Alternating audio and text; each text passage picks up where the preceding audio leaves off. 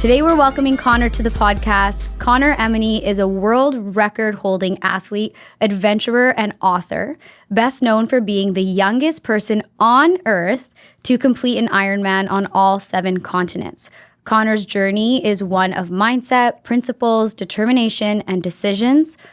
Welcome to ThinkSpace, Connor. Thanks for having me. Stoked to be here. Of course. How are you doing today? Great. I think the only thing missing in that intro was coffee lover. Coffee lover. I've had probably 4 coffees today, so I'm buzzing and I'm ready to go. I love it. I actually don't drink coffee on these days. Like I drink a little bit because I'm addicted. Yeah. But like otherwise I'm sitting here like in conversations. I can't do it. Okay, I'm glad you clarified. I was about to get out of this room. Like, you don't drink coffee? No. Okay, question. So how does it feel to have a title that says on Earth? Like that's insane. Yeah, 1 in 8 billion humans, I guess. Sometimes like I feel super privileged to say that. Sometimes I feel like very out of place to say that. So I think it has different connotations depending on the room you're in. Mm-hmm. But I think it's, at the end of the day, something to be super proud of, to know that you had a goal and you did everything you could to make it happen and went all in and brought it to life. So I think it's been awesome. It's opened a lot of doors and super excited to be able to share my story that came with it. Yeah. Okay. So we've had the pleasure of working together and I have interviewed the hell out of you. You're like, bitch, I don't want to hear from you anymore. No screams today. No screams today. Yeah. So for anyone who's listening, 7 Ironmans across 7 continents. Yeah. What is an Ironman? Yeah, great question. So an Ironman is a 3.9 kilometer swim followed by a 180 kilometer bike and then a 42.2K run. So it's widely considered the hardest single day sporting event in the world, and on average takes about 13 and a half hours to complete. Mm-hmm. And so I didn't grow up doing this. I didn't even know what it was. And I thought it was actually impossible because I was like, I can't even sleep for 13 and a half hours. How could somebody possibly move for this long? Yeah. So it's been a world of discovery, discipline, learning new techniques and insights about myself. And it's just been an amazing journey for the last 4 or 5 years. Yeah. Like when you say that, right, it just sounds so crazy because like, for example, we just had this guy, his name is Andrew, on the podcast. He's a physiotherapist. He owns Do Well. And he was talking about one of his clients he had that couldn't move.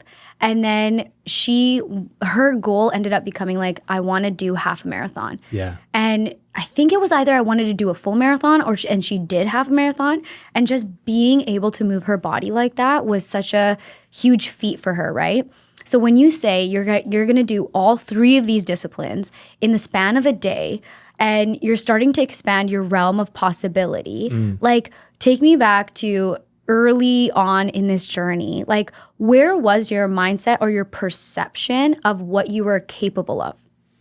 Yeah, it's a great question. I mean, I grew up playing hockey. That was my main sport. And I joined cross country. And I remember we had to run 5K for our grade 10 gym class. And at the time, that seemed impossible. Mm-hmm. That seemed hard. And even to this day, sometimes I wake up and I'm like, man, 5K today feels super hard. But it was shortly after doing that, you kind of meet people that have done slightly longer distances. And then it opens your eyes to like, oh, if they can do it, maybe I can do it. And so my threshold was never so much about the distance. It was more about the person I was surrounding myself with. And I saw them and I said, if they can do it, why can't I do it?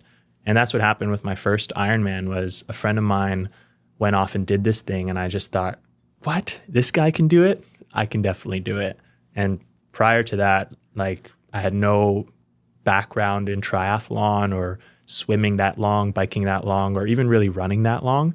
And so it was more so based on the who, not the what. Mm-hmm. And I think that's a really cool mindset shift in your own life. Anybody listening to this is not so much what you're going after, but who in your circle inspires you and saying, if they can do it, maybe I can do it too. Mm-hmm. Well, okay, let's double click on that, right? Like, when did that mindset even start? Like, if they can do it, I can do it. Like, where did you learn that? I think being the youngest of, three, I have two older brothers, Alex and Ben, ABC, Alex, Ben, Connor. Oh my God, I always forget about that. That's so funny. And, they're 3 years older than I am. So I think it started from a very young age of, if they can do it, I can do it. And I never saw them as 3 years more advanced than me or more athletic or more intellectual or doing better. I just thought, if they can do it, like, I want to do it. And I was always striving to be at their level.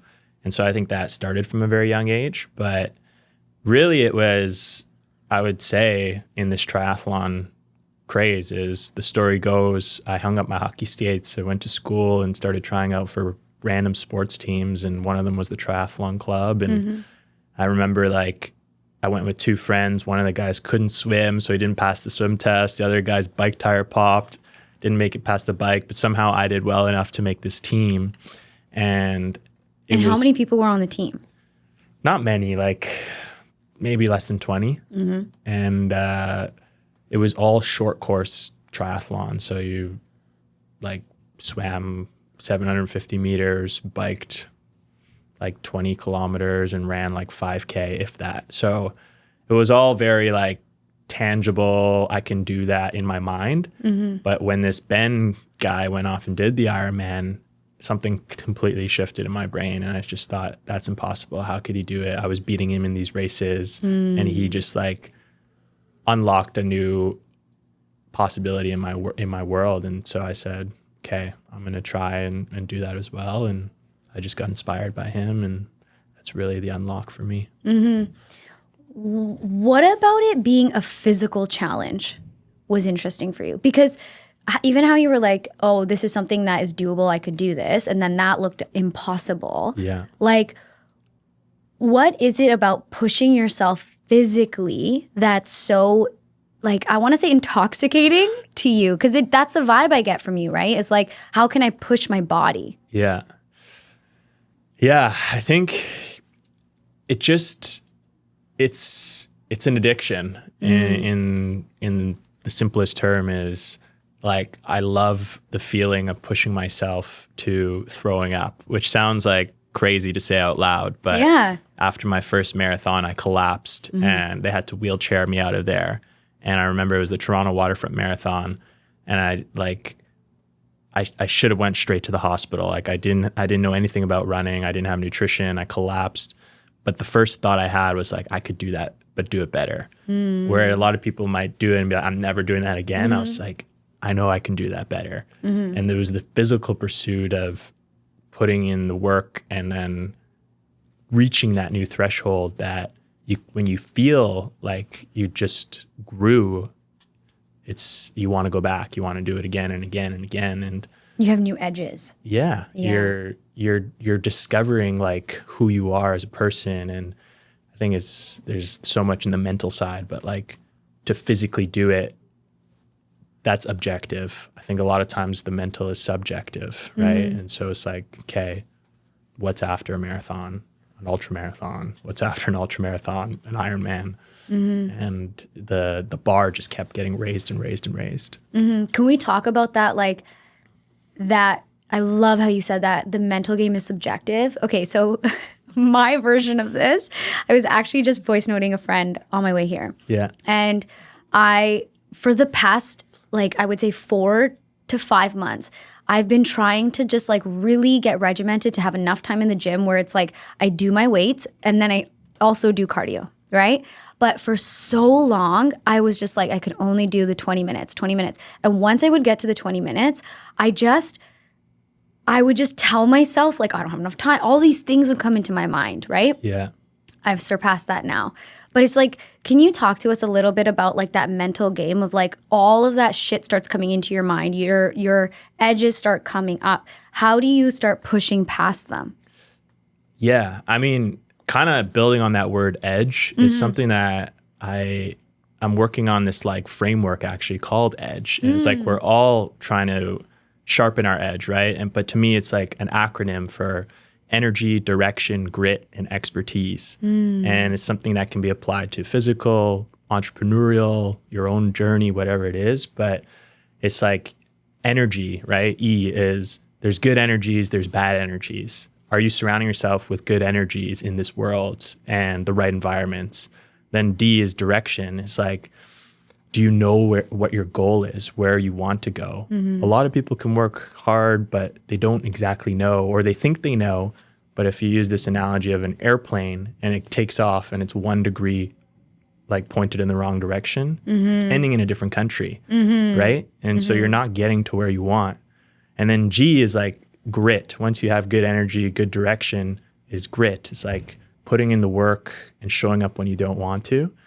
And so that's like, to answer your question of how do I do that extra rep or get up when my alarm clock is telling me, maybe snooze me for a little bit, is in order to accomplish anything, it takes an immense amount of grit. And that's a skill. That's something that can be learned and built on. And then lastly, just to round out the edge analogy, is E is expertise. Is if you're in a room and a new person comes in and you're with a bunch of people, what are they going to come to you and talk to you about? It's like, what domain do you want to be in? And I just think it's a cool way to think about your future of where you're going and sharpen that edge is through those 4. That's so you too. I love it. I love it. I love also how you were like, grit is something that can be learned, because I almost think that there are levels to grit. You know what I mean? Like you might have, even like in entrepreneurship, you might have a sense of grit as you come into it. Then life is going to throw a lot of shit at you. And it's like, there's a difference between the people who keep pursuing through versus the people who just can't, right? And it's not a knock on them or as people, whatever. But what I'm saying is this, like, allowing the grit to build you or to like essentially kill you. Yeah. Right? In there, you always come back to like environment and like people you're around. What has been your journey with that? So like, let's talk Connor early journey versus like Connor as he goes through his journey is meeting new people. Like, what did you start to learn about your environment? And what I mean by your environment, the human environment that you're in, that started to shift the way that you see the world and your life? Yeah, I mean, I think that old saying, you're a product of your environment, is so true. And I think from an early stage before the triathlon journey is I've always admired high achievers and people that are, you know, starting businesses when they're 15 years old. It's like, who thinks of that stuff? How do you get into that? And I've always had this like innate curiosity. And I think that's been a driver for asking people questions and learning about the world and learning about people and what drives them. And then I think it kind of grew as I kind of joined the triathlon community or the startup community. Was what are people doing and how are they being successful? And if they're being successful, then I want to go and knock on their door and learn everything about them. And I was never afraid to do that. I think that's a very important lesson, is like pick up the phone and cold call somebody you admire, or DM them on Instagram or message them on LinkedIn. And if they don't respond, do it 10 times until they respond. And don't be afraid for being a pestor. Or I think the world is so soft when it comes to that. It's like, hey, I don't want to bother this person, or I already reached out, but like I'll give them space. Follow-up. Yeah. And I think there's an old saying of, you know, a closed mouth never gets fed. And it's like, you have to ask for what you want. And people are more than willing to help, I think, if you have a clear ask. And so, yeah, I've always been curious about people, driven people. And then why I stuck with triathlon and Ironman specifically was there was such a high correlation of success because of the discipline. And what is success? Define it. To me, I think is like fulfillment in what you're doing. And then there's obviously the zoomed out version of successful either as like high functioning people in their they're doing a startup, they're a CEO of a large organization. The Ironman group tends to be A players because of the discipline it takes to show up and do a race like that. And you have to kind of do a lot of boring things for a long period of time, like swim practices, bike practices, run practices.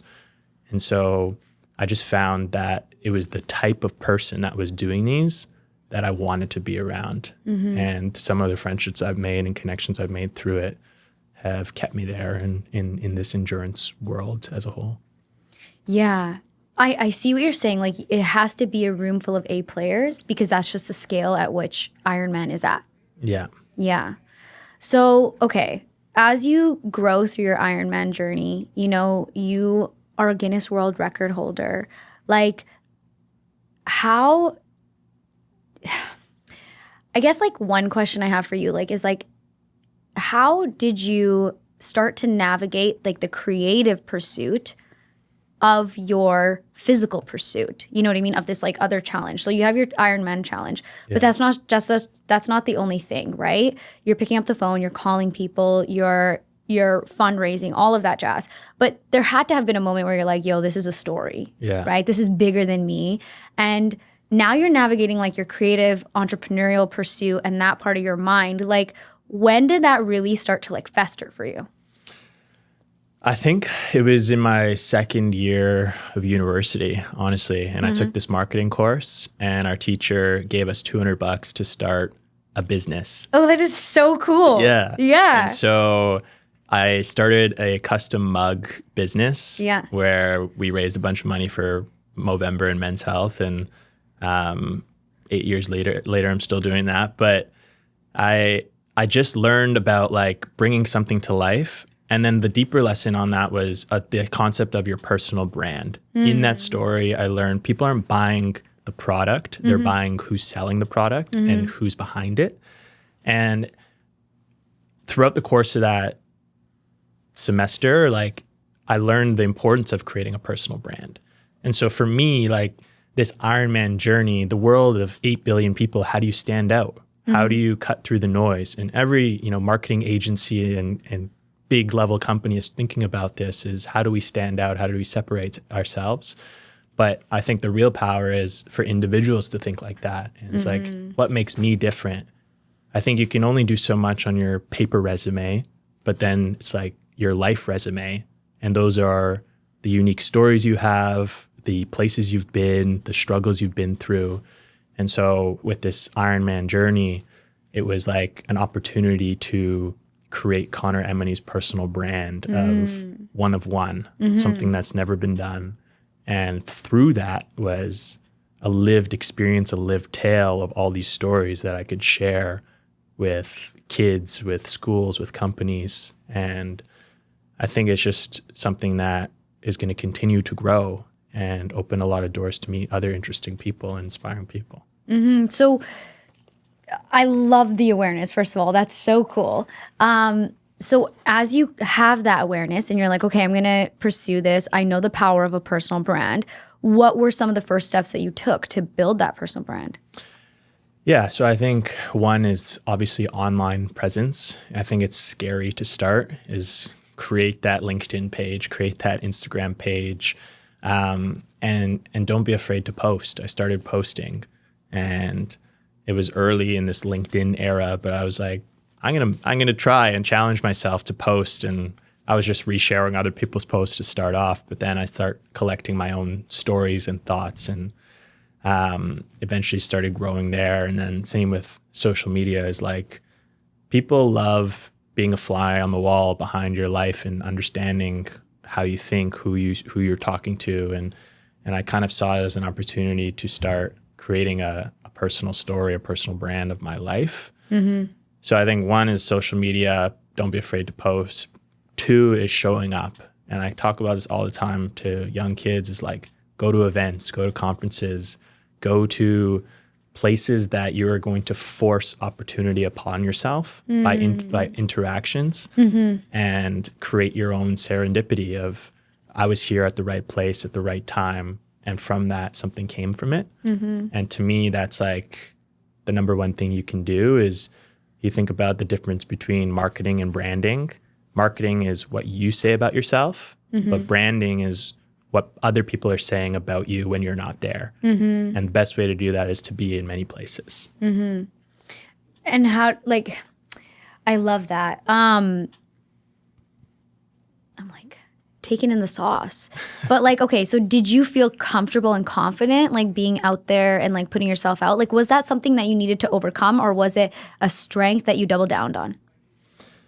I think it was a learned strength. So at first I didn't know. And I remember going to my first marketing conference. I was so scared to go because I was like, oh man, all these people have jobs in marketing.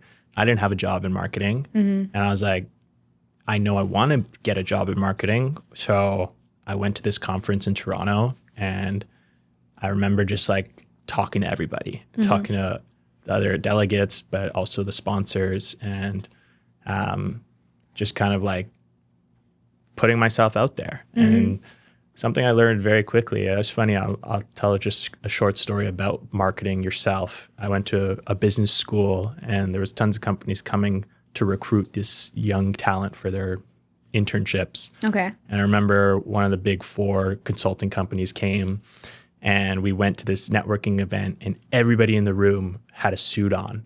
And I showed up in an Elvis Presley t-shirt. Okay. I love it. So memorable. And I was just like, I'm just going to be me. Yeah. I think there's a lot of power in being you. And I remember walking in, and all the suits were on this side. All the people from the company were on this side. And I was like, I thought this was a networking event. I'm so confused. What's happening? I went up to the group of all the networkers and introduced myself. And later that night, they invited me out for like a steak dinner, and they invited me to come and do like a formal interview with them. And I think it's lost upon fitting in the crowd versus being that like unique outlier, right? And I think the more you can be that outlier and be you, the more authentic relationships you're going to build, and the more opportunity will come your way. Yeah. Do you know much about Brené Brown's work? No. So Brené Brown is a researcher. Okay. I believe that she researches belonging and shame and vulnerability. Anyways, so she says a lot like, when people want to fit in, they are not belonging to themselves, versus belonging is like being that person who's wearing the Elvis Presley shirt and just being yourself. Yeah. Like, what has been your journey with belonging? Because my perception is you've lived, I don't know if transient is the right word, but like you've lived a life where you've moved around a lot. You've been around the world a lot. You're never in one space for too long. I feel like you're a very fluid human. So it's like, how have you gotten your core so strong in like the sense of self that you have?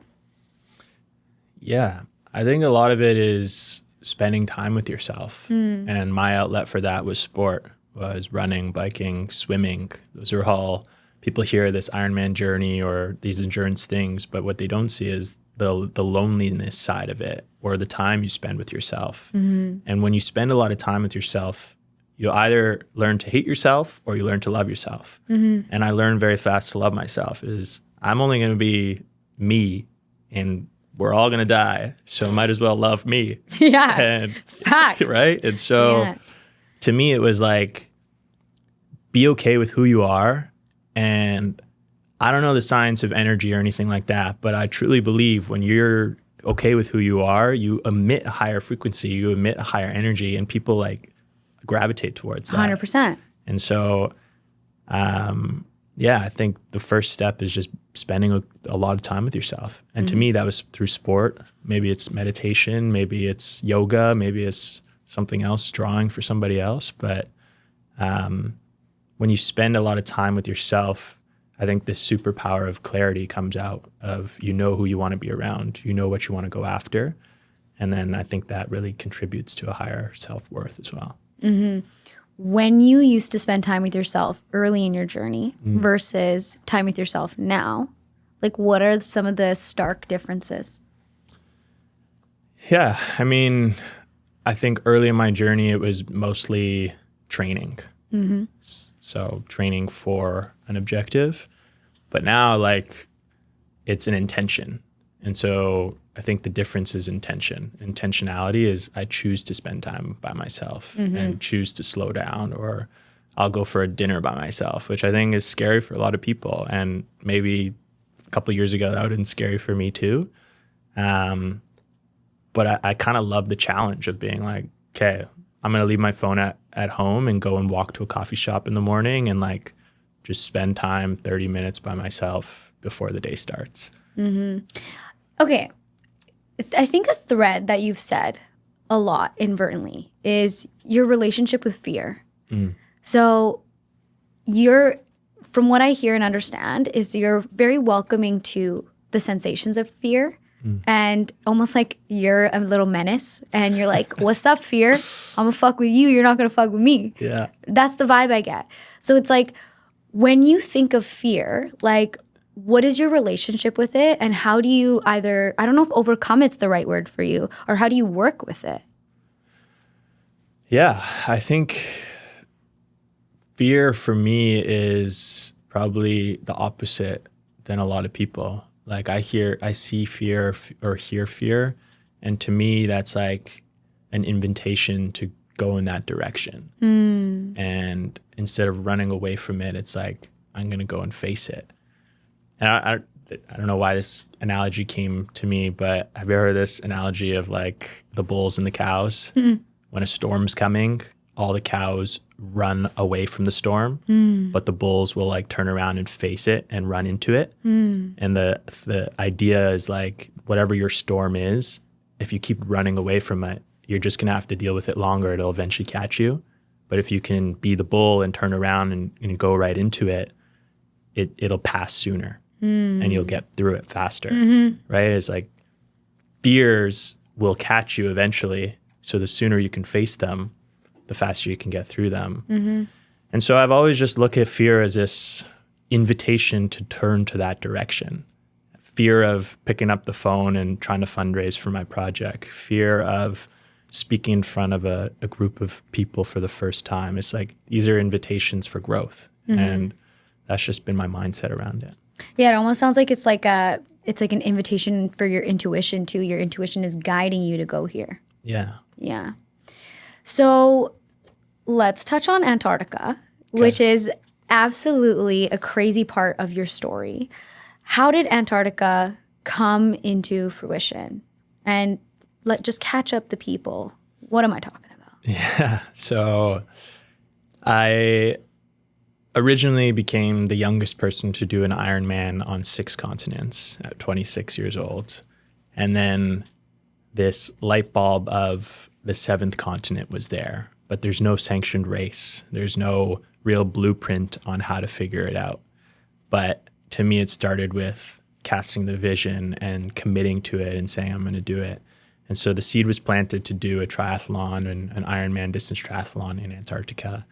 And so I spent about 2 years trying to figure out how to do it. Funding, permits, logistics, wildlife, training, adapting myself to the cold. An incredible amount of work went into it. And then February of 2024 became the first person to do an Ironman on 7 continents. That's insane. Journey itself to Antarctica was absolutely insane. We spent 23 days on a tiny sailboat, 15 meters long. We went from Ushuaia, which is the southernmost city in South America, across the Drake Passage, the roughest waters in the world, 5 days on a 15-meter sailboat with 7 of us on there. We didn't leave this bunk of this boat for 5 days. Practically fasted, and all of us were sick. And that was just the journey to get to the peninsula of Antarctica. And then when we get there, the captain looks at me. He's like, there's a storm coming in. If you want to do this, you have to do this in like the next 24, 36 hours. And I was like, oh my gosh, okay, let's go. Yeah. And so, yeah, I mean, I feel like I could spend an hour talking about that challenge and that journey, but it was definitely the hardest, like physically, swimming in -1 degree water temperatures, wildlife. There was an elephant seal bigger than me swimming behind me during the swim. And we had this tiny Zodiac boat going side to side to scare it off. And at one point, this boat hit me. It ran right over me. I'm like, are you fucking kidding me? Like, see what I'm trying to do out here? Yeah, it's like, this is hard enough. But those were the like insane moments of this project that make it so exciting. And so I could probably go on and on, but it was just insane. Yeah, I love how you label it as a project because there's trends that I notice just in conversations, right? And I feel like when you approach it like a project, it's almost like you feel like you have a like even just going back to your edge analogy, you have a destination is like complete this task, do this to get here. Yeah. Right? When you're thinking about Antarctica and you're like, this is a challenge I want to do. Like, what does it mean about you to do this, to complete this? What was on the line? I think like the 6 were, speaking truthfully and candidly, a selfish pursuit. It was me seeing a goal and wanting this Guinness record and wanting this title of youngest person. But to me, the 7th was now there's a community of dreamers following this. There's a bunch of people that are believing in me. And it was something that felt a lot larger than myself. And it was an opportunity to like create history in the world. And so I think a lot of people, I don't think a lot of people think about what they want their legacy to be. But to me, it was a legacy project of like cementing my last name into the history books and telling my great grandchildren's about this project. And it seems so crazy to like think like that when I'm 26, 27 years old going and doing that. But for me, Antarctica was almost like a golden ticket to meet anybody else in the world that I would want to meet afterwards. And also like cement the Emeny last name for future generations to come as well. Yeah. You know what that kind of makes me think of? Very off topic, but comes back here, is we did this interview once in LA with this person that I'm not going to mention, but very like prominent person in the world. And I had asked him a question and he's just like, you can only ask me this question as somebody who's asking me on the outside. And the reason I bring that up is because to want to make history and to be in rooms and realms where there are people who are they're excellent in such a different way and they breathe from that level of excellence, they're going to have different conversations with you about it in comparison to maybe the perception or the vantage point as per which I can ask you, like, why was it important for you to have your name in the history books? Yeah. You know what I mean? Yeah. And so when I say that to you, like, what is the difference in conversation that you have with people who get it versus people who don't? And I'm not saying I don't get it, but I want you to identify what that difference is. Yeah. So I think about my mentor, John Ragg. And for people who don't know the name, he's done the most Ironmans in the world, 300 plus on every continent. Insane. And he's 75 and he's still going. But his partner, Elizabeth, describes him in this beautiful quote of, many people think inside the box, some people think outside the box, but for John, there is no box. Yeah. And it's this mindset shift in certain people where you can connect instantly. And I think that's why him and I connect so quickly. I would say he doesn't have many other people where he can connect on a deep level, but we can. And we just get each other because there is no limit in terms of what we believe is possible. And it's funny, like, I think somebody asked me not too long ago, what makes you relatable? And it kind of threw me off guard. And I was like, had to really think about it, right? And then I eventually kind of responded to her and I said, I don't know if I want to be relatable. And that's just something that I find challenging is like, I want to live my life, and whoever can take something from that and relate it to themselves, maybe it's mindset, maybe it's discipline, maybe it's purpose, then that's great. But I'm not like on this quest to prove to anybody else that what I'm doing is worthy of it. It's like back to the self-love. It's like I want to do stuff and live my mantra of dare to dream and ethos of like all in, and as a byproduct inspire other people to do the same. Like you're just out here doing you. Yeah. Yeah. Does that get lonely? I think now it's finding outlets to share with other people. Like, so when I say like I don't know if I want to be relatable, doesn't mean like I want to be misunderstood. Like, I think there's still a great opportunity to share your story and drive impact. And there's lessons that can be implied. And a lot of them are around teamwork, leadership, resilience. And so to me, it's finding ways to share my lived experience in a way that can resonate with people. But you, the person, Connor, the human, right? Yeah. Because here's the thing. I know you're so purpose driven, right? And I know that you're such, like, I'm asking you more as like, from the lens of like connection, right? Because you talking about John, that's a sense of connection. Yeah.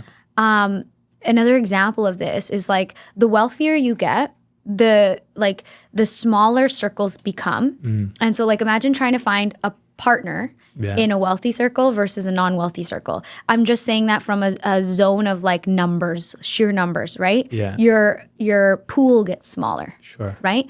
So your pool of connection, the people who get it. Yeah. Like, where do you find the most connection?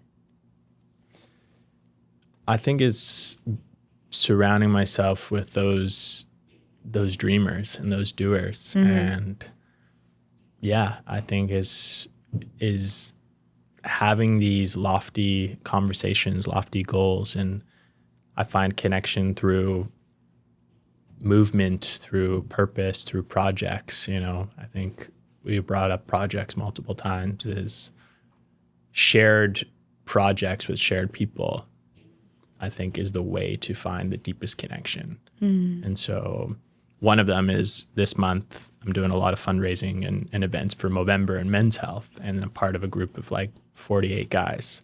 And we have like 2 events a week for the next several weeks. And to me, that's connection, but it's driven almost as a project and a purpose, right? Like a shared goal. Yeah. Yeah. And so I find, finding like-minded people. And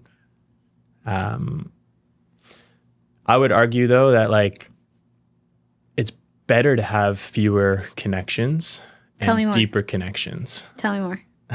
I just think that the older you get, the more you value your time and your attention.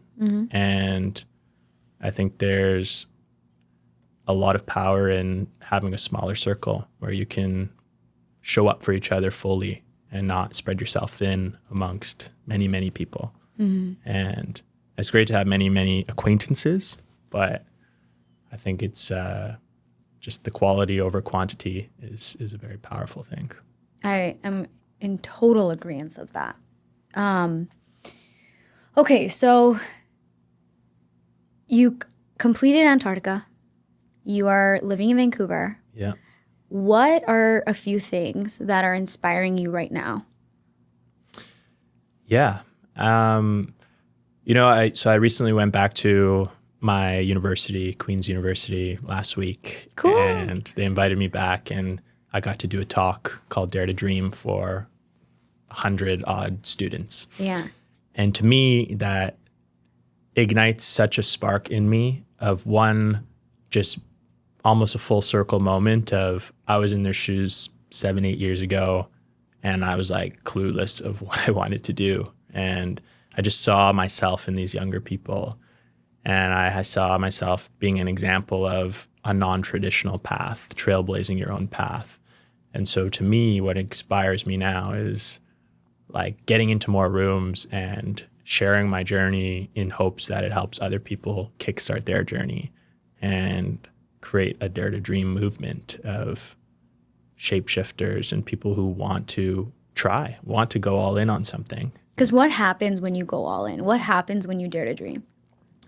I think you lean into your most authentic self. You deal with hardship, but something magnetic happens that's external to yourself. Internally, you're becoming a better person, you're dealing with a lot, but externally, you're showing everybody around you that I'm not playing safe. I'm putting myself out there, I'm taking risks, and I'm going to have a story to tell. And I think that magnetic energy is what helps people become their best version of themselves. And so what might start as a selfish pursuit can end up into being a very selfless endeavor. Mm-hmm. Do you think most pursuits need to start in a selfish way? I think it's a good place to start. If you know, it very depends on your goals, but if you know, if you're maybe young and haven't gone all in on something, then I think the best place to start is probably with a selfish pursuit. But the more you learn and the faster you can get to a shared pursuit, I think the more fulfillment you'll have. Mm-hmm. But I think it's dangerous to team up with people too quickly, because unless you're in 100% alignment, because otherwise it becomes you supporting somebody else's goal or dream. And that's great. But I think it's... you might not know your truth yet. Yeah. Yeah. It almost like makes me think then you're the living embodiment to be able to then bring other people into the fold. Mm-hmm. Yeah. Before we wrap up, I want to ask you a question where, you did this amazing, big, beautiful thing, right? And now here you are years later and you're still talking about it. And I don't mean still in like a negative way. Yeah. It's huge, right? Yeah. You're going to be talking about this for the rest of your life. But what has the journey been like for you where you are in a place in your life where this is a big thing that you continue to build on and talk about? Like, I'm asking from the lens of the creative, the lens from the entrepreneur. How are you staying motivated and ignited by this conversation?